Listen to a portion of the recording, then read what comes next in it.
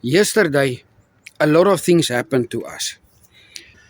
We were in big trouble and we had also big blessings yesterday on the 24th of April. So, here are Eileen and Tinas, and they are going to also tell their story from yesterday. Yesterday was the first time we were split. So, you will hear it now after the intro. Enjoy it.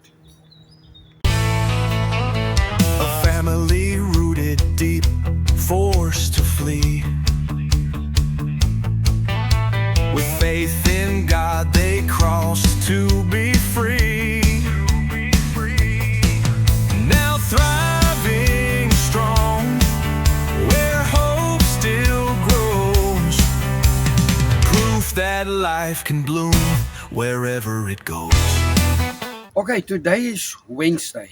Yesterday was when all these things happened to us in one day. And the previous day, just for those who is asking a lot, how's it going with Eileen's work? Um, she went for her fingerprints and she gave it in on Monday. So now we need to wait for the background checking before anything is gonna happen further. Now yesterday, Tina's had two interviews, and we actually had wat is daai ding wat ons sou gedoen het wat gekanselleer is?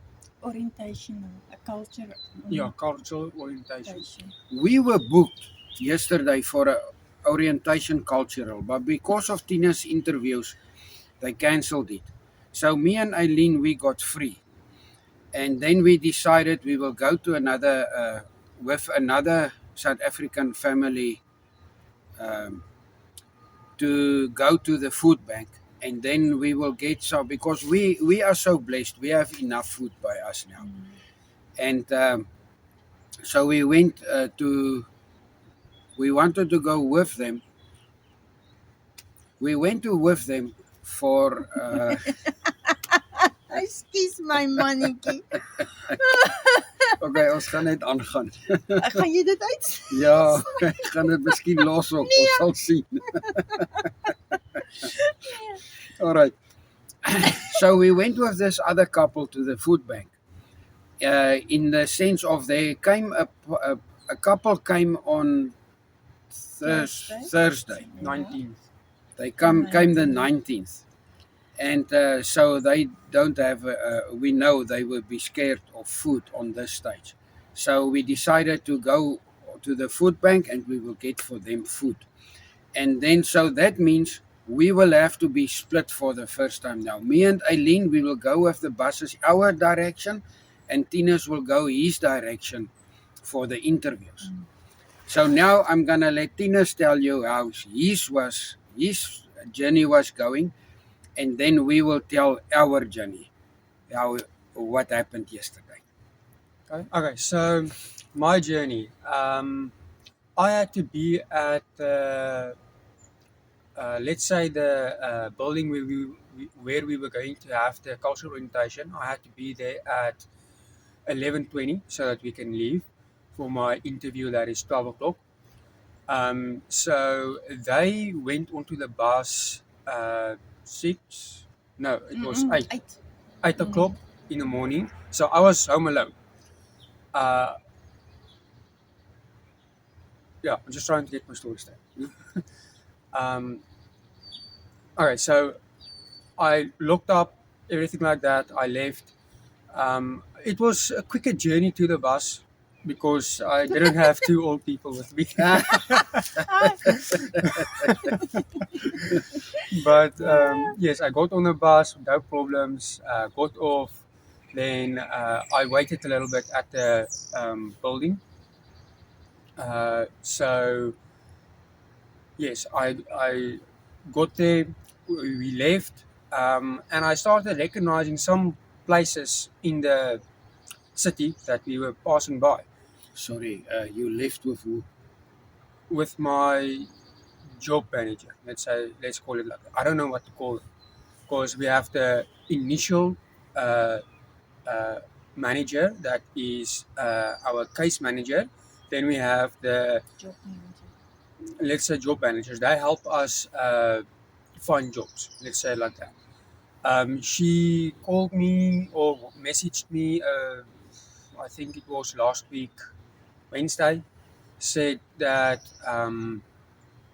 she has an interview for me planned on Tuesday, and then I think Monday she messaged me again and said, okay, she has another interview for me also Tuesday. Okay, so uh, I left with her. She drove me to the interviews, um, and that's when I started realizing that we, having gone out of the buses so much, has allowed me to start recognizing parts of the city that we were in. So I wasn't completely lost. Um, we arrived at the work where I had to do my interview. Um, it was a pleasant interview. Let me say it like that. I was expecting a very formal interview because usually when you work for contractors that work on the mines, they make the interviews quite formal so that you are prepared for anything that might happen on the mines. So I was expecting a intense interview. Didn't happen. It was very casual. I enjoyed the interview. The person that interviewed me was very nice, relaxed. He also was a refugee 7 years ago or something like that. So he understood that I would have some meetings that I had to attend, medicals, all those types of things. And he gave me a bit of information about the work. I'm not going to go into it due to personal reasons. I feel it's unnecessary. But the gist of it is a painting company. Uh, yes, I think it went quite good. He said, okay, he's going to take me. Um, I can start on Monday. He thinks I can start on Monday. Uh, and I said, okay, give me today. I'll let him know at the end of the day because I had another interview to go to. Um, and we left. Oh, right. We figured out that it would take about an hour for me to get to the work location by bus. Now, when you drive, it's about 10 minutes. But due to the buses taking detours and stopping and picking up people, it adds a lot of time.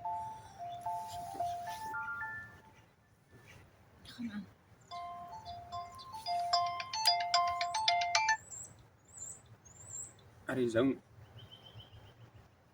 Yeah, if there's Americans listening, Eileen is getting so much spam calls. If you have an idea how we can, because she blocked it, she blocked all the calls, but they just come. It's just spam calls. When you answer, nothing is happening. No one is talking. Okay. If you know what we can do, please comment on the put it in the comments, please. All right. Yes. So we got into the parking lot. We found out there was an ambulance and a fire truck due to somebody getting hurt. We didn't hear it. The building was quite well insulated, or they didn't have the sirens going. But we found that out, so it was a bit of a excitement there. And then we went to the second interview. We got to the parking lot and we couldn't find the place. The name we were given to look for wasn't there. It's a recruiting company that recruits for Millennium Printing. Um, so yeah, we were looking for it and we couldn't find it. And my uh, job manager got a call. After she got off the call, she said, okay, I'll be picked up at home from this painting work if I choose to go there. So that was a blessing for me. Then I didn't have to spend an hour on the bus to get there. Uh, yes, so she called the people for the Millennium Printing recruiting agency, and they said, okay, now we must look for a number, on a certain number on the door, 115. And okay, we'll go. So we started looking, and the name on the door wasn't the name of the recruiting agency. So that confused us quite a lot. We went in, we saw stairs going up with another number, and then a parlor basically on the right side. And apparently, the recruiter recognized my job manager, and that's how we got there. So he looked at my resume. Um, it was he asked me a few things about my previous work, um, and he said, "Okay, he has a possibly better job for me than what I was coming for. It was to manage or to assist operator with a machine, and the pay would be better. The hours would be 12-hour shifts. You work 3 days, you get 2 days off. You work 2 days, you get 2 days off. Then you work 3 days again. Uh, and after talking a bit, I asked him, can he give me the location of where I would be working so that I can figure out how to get there? And I found out that the bus doesn't go there. So my choice was automatically made right there that I would be going, accepting the job for the for the painting uh, work. And both interviews was quite pleasant. The people were friendly, no discrimination or stuff like that. They both knew I was a refugee from South Africa. Um, and my job manager took me back here to the house. And as we got closer, I recognized Pullen Park. That's where we had the birthday celebration for Kun. And I was like, I remember this place. Now I know exactly where I am. So I suggest to everyone, when you get the passes, go out into the city, go to the parks, go to the shops, start getting familiar with your general area, so that if you do get lost and you find a landmark, you can easily figure your way back home. She dropped me off here, and after I was here a little bit, um, I started getting worried because my mother and father, they're not coming back. It's already 4 o'clock. No, it was 3 o'clock, and they're still not here. I call them. Yeah, no, son, we are still at the bus stop. Um, we're on our way. Just we're waiting for the bus. Okay, that's fine. I looked through my messages and I saw, oh, I've got another job opportunity. This is to manage basically job workers to uh, uh, how should I put it? Tell them where they must go to get dogs and pets, generally pets, not dogs. Um, and it was $26 an hour, but you only worked 8 to 10 hours a week. So that's a bit, quite a bit less than what I would like. So didn't. I told I messaged the person and said, sorry, I took another job opportunity. And by that time, it was 4:30 about, and they're still not back. So I called them again. No, no, we're at the bus On the stop. bus. On the bus. We're coming back. Okay, that was an hour ago that they told me that they were at the bus stop. Now they're on the bus. Okay, fine. At least they're safe. And just before 5, I called them again because they can't be on the bus that long. And they said, no, we're almost back. We're almost back. Okay, at least they're safe. And then I think they got here about 10 minutes past 5. But yeah, then I heard their story. It was quite hilarious. Okay.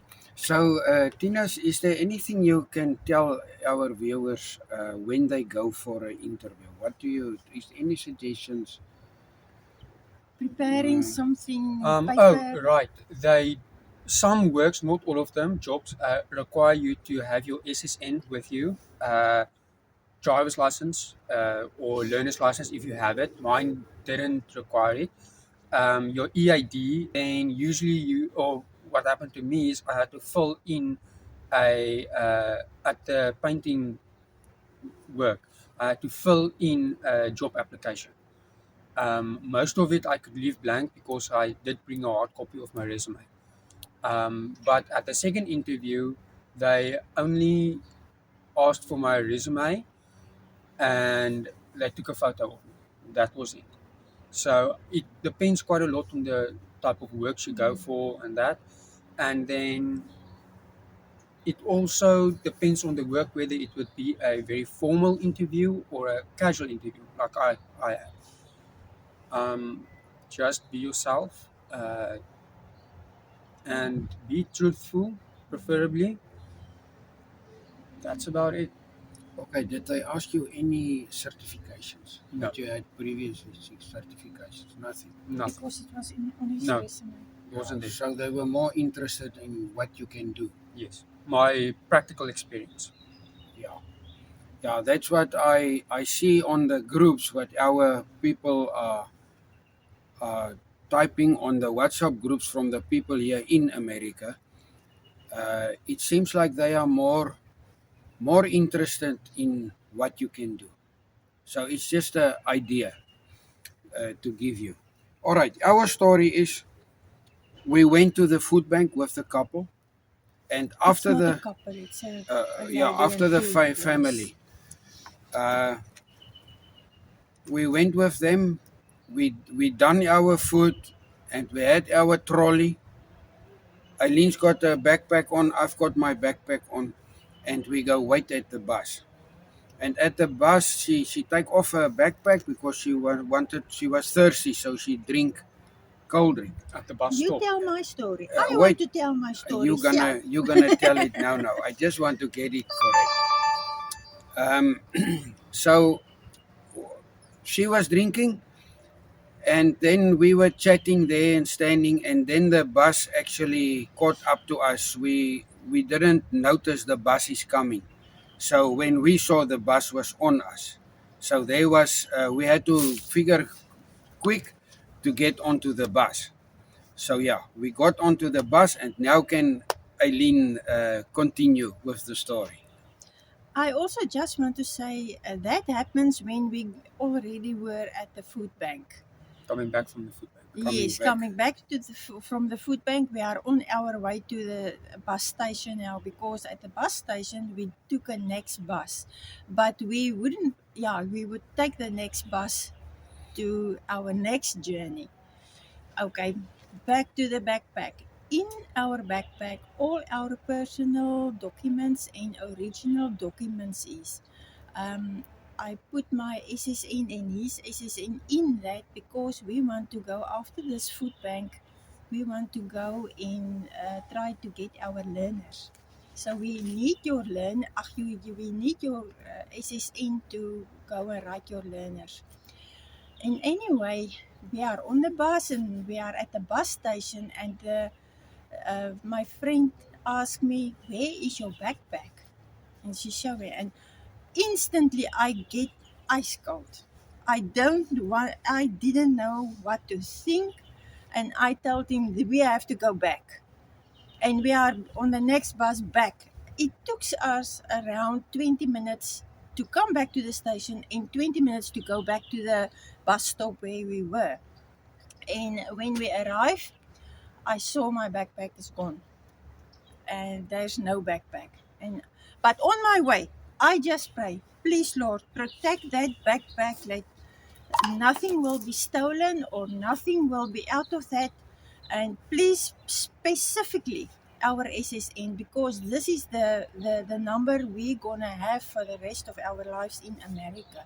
Oh, sorry, and all our original certificates, like my red seal, is also in that bag. Our matric certificates and some of the certificates they need for their interviews, maybe when they go there.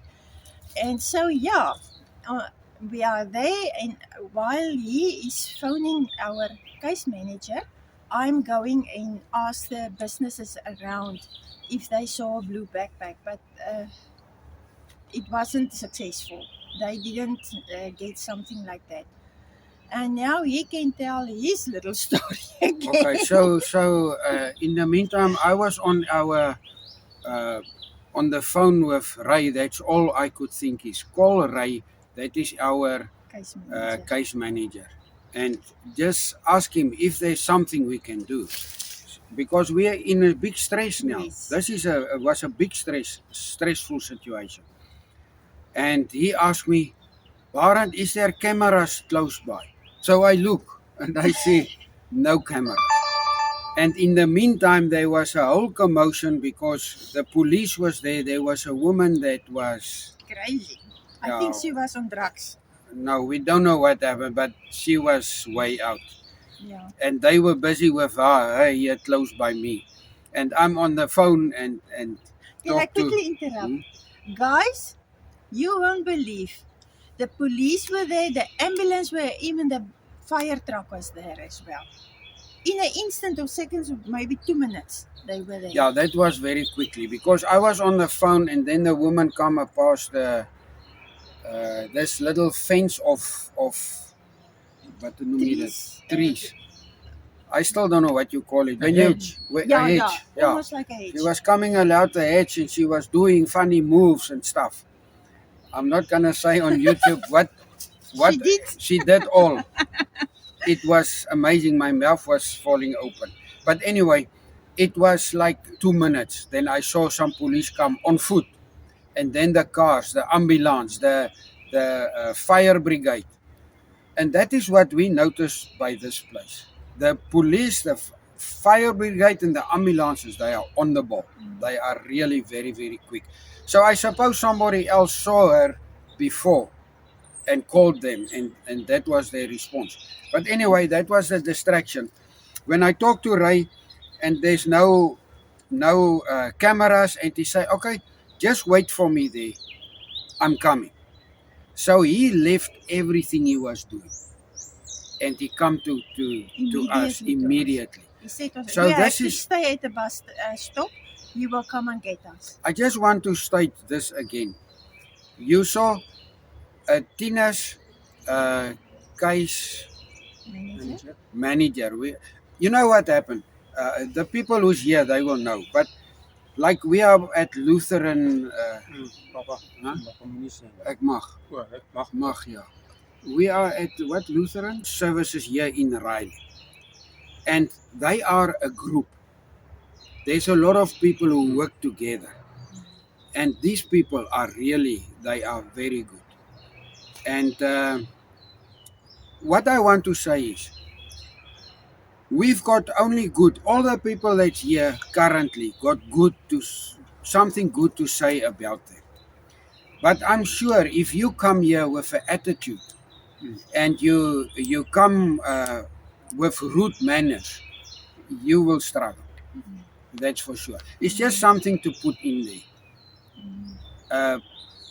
Handle your case managers with respect, and you will see how they will turn and do something extra for me. Like now, that woman took Tina's to his interviews. Both of them. They not so. It's not their work to do it.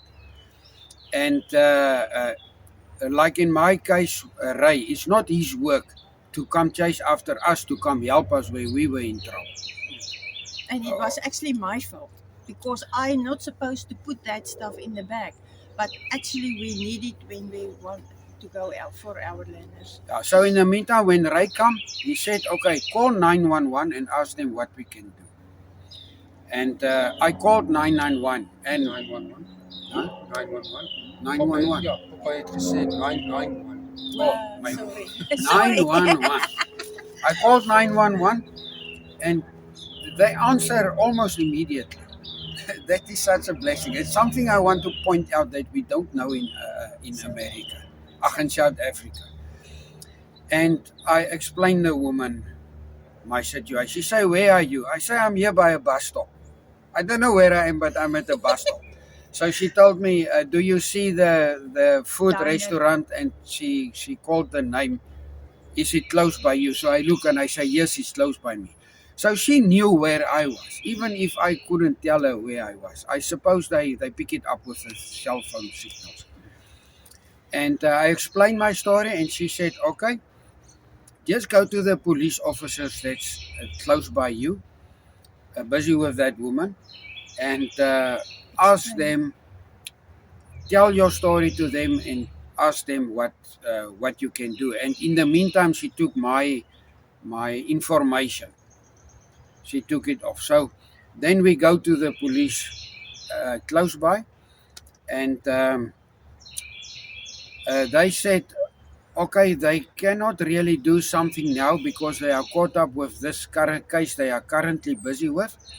But he give us a website where we can go and report this whole thing, where we can get maybe help to find this bag because we need that documents. It's so important. So then Ray say, okay, let us just go back to the station and ask there by the officers if somebody didn't give the bag in there. So he drove us there, and when he was trying to find parking, we got out and we walked to the bus station. Okay, now I'm going further. I quickly want to Close. ask something else. Where was the other family during this whole process? Oh, they go to the Yeah, we give them all our stuff, so they take it home and they with them. take it to their home. We said we will get our stuff there by then. And So- sorry, you can go continue now. Before, what Eileen wants to say now is just before we get to the platforms where we stand with the buses, there is like a little park Mm. where people can rest, and that is where she's gonna continue now. So we are on our way to the office to ask if they maybe one of their drivers give them a bag. And I told Baron, let's have a look. Maybe if somebody had the bag on their backs, and we have a look. And I look at it. I said to Baron, "There's my bag." It was Okay, the phone cut off, so Eileen is gonna continue now. okay. That's it. The bag was on the wall. I saw Baron, there's my bag. And we went there, and there was a guy who was sitting there, and I approached him and I asked him, a question. He said yes, and I asked him, did he put the bag there or somebody else? He said no, he didn't know. When he was going sitting there, the bag was already there. And I take the bag, open it, everything was there. I first looked for the SSN, and that was there. It wasn't removed, nothing was out of place. Everything was there, even the food I took for the lady because it was too much for them was in the bag. That was also there. There was nothing gone, nothing. They didn't take anything. I can't even say they opened the bag. So maybe they opened it and looked for money. I don't know, but it was just as I left it at the bus station. Bus stop. Yeah, what we think happened is they were looking for money and they couldn't find money, so they just tossed the bag. So, I'm glad for that one. Really, Yeah. I'm glad because that lost a lot of problems up for us to get everything back. So yeah, it was my mistake, but the Lord turned it into a miracle because this is a really, really miracle. so this is a lesson even for you who's watching. I just want to say this as well. It shows me how easily it can happen without do it on a purpose or something. It just happened because your thoughts is not always with you when you something is easily come like the bus was on us. So I just like that taught me look around before you climb into a vehicle or a bus or something that you take everything with you. And but yeah, Yeah, even when you got onto the plane by our town, you keep that documents. Without it, it's a big problem. yeah. keep them. You get distracted, and then something happened. Like you put it down. You want to help someone or whatever. You put it down and you forgot about it. So it's the same here. And only take the documents with you. You know you're gonna need for that day. Like in this case, we needed that SSN and EADs. So only take that with you and keep them. You will see in the videos. I've got a little bag here. I always put the passports and my bank cards and stuff is in there. Luckily, my EID and my passport was in that bag, not in the bag of my backpack. Luckily for that as well, because our case manager told us that the EID is not so easy to get it when you lost it. It takes a while. So yeah. Okay, from there we go to the people who got our stuff, and we sort all the stuff out there to spread it, go give it to the other family, and then and then the one family decide they want to also go with us to the DMV. To the DMV, that is the offices for the licenses. They also went with us. We want to go here. Must we make an appointment? Because we here, we must make an appointment on the internet. So that's why I said let's go there and find out by them what is the situation. Maybe a different days we must come or what. So we come there, and I talked to the lady, and she said no, you can just come in. You can even do it now if you want. So I decided I'm gonna take a chance because we did not learn much. A lot. We just read. We just read a little bit about the road rules, very much, and I decided okay, it's $25.50 here in Carolina. Remember, in North Carolina, all the places is different. All the states are different. Yeah. And maybe the different stations is also different. We only speak what we experience, so that's all we can do. So I decided, all right, let me do it. I've got all my documents here I need, and you also need a proof of residence. So we got the lease. It was also in that bag.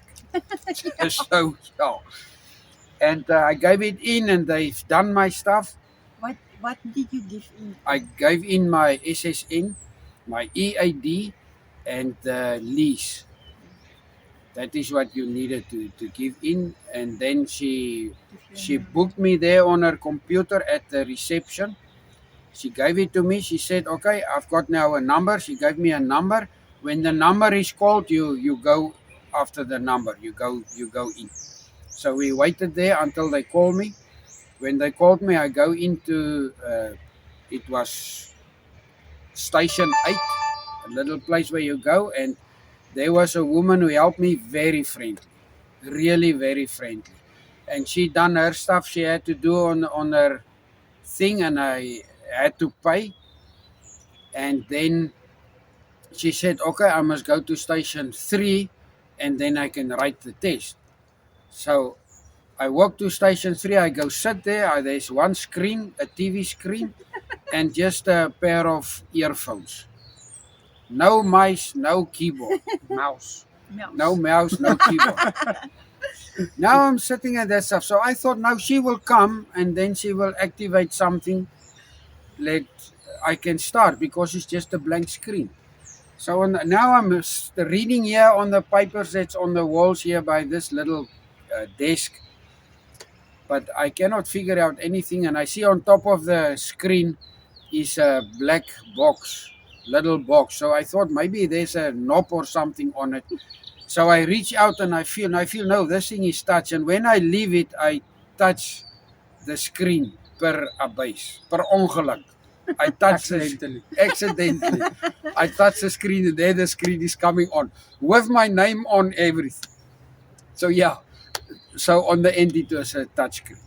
So I've done the, you get 25 questions. There's 25 questions. There's no limit on the time. You can sit and do it easily. When you don't understand a a question, you can push skip, and then on the end, they will ask them again for you. So this is a little bit of good information, I think, for there. Now, when the questions come through, the question is there, and then you also hear it in your headset. They read it for you. And then there's 4 questions you can pick. Answers. There's Answers. 4 answers you can pick. So you pick one with your finger. And when you picked it on the right bottom side, there they ask you, are you sure, is this your last attempt, or what will I say? Are you sure this is your answer? That's basically Sien in what it comes. Afrikaans. So then you just push there, and then it goes through, and immediately it will tell you if it's correct, and if it's not correct, they will also tell you what was the correct answer. It's quickly, because it just comes up for a second or what. So the first two questions, because I don't know this one, I was making a mistake, and I didn't get them right because I was pressing wrong on the thing, and then I started to go, and I go and I say, yo, maybe I can make it. Maybe there's a possibility. And on the end, I got 20 answers right. And you have to have 20 answers right to pass. 20 of the 25. So, yeah, I really took a chance. And basically, that's what I want to say. On the end, we came there to find out how it works, and I walk out there with my learners. So, I do not know yet how it's going to work further on to get your license, your actual license. But as we continue, we will update you to show you how it works. Okay, quick question. With what did you come out of the building? Learners, Okay, the paper or the card? No, a paper learners. The card you will get into the post. So you Right. even got a post. And if I'm correct, I may be wrong, but I understand it's for 3 years. So don't take me on that one, but if I remember right, it's for 3 years. But we don't want the learners for 3 years. We need a license Yeah. as soon as possible. Yeah. All right. I hope this was you enjoyed it, and that you get good information out of this video. Yes, guys. So, Enjoy your journey. yeah, and for those who still waiting in South Africa, Be patient. all That's we can say is be patient. We don't know why the process is working. Like, you cannot predict the process. Yes. But it there's will no happen. way. Just be patient. It will happen. Yeah. All right. Okay. Enjoy. Bye. Bye-bye. Bye.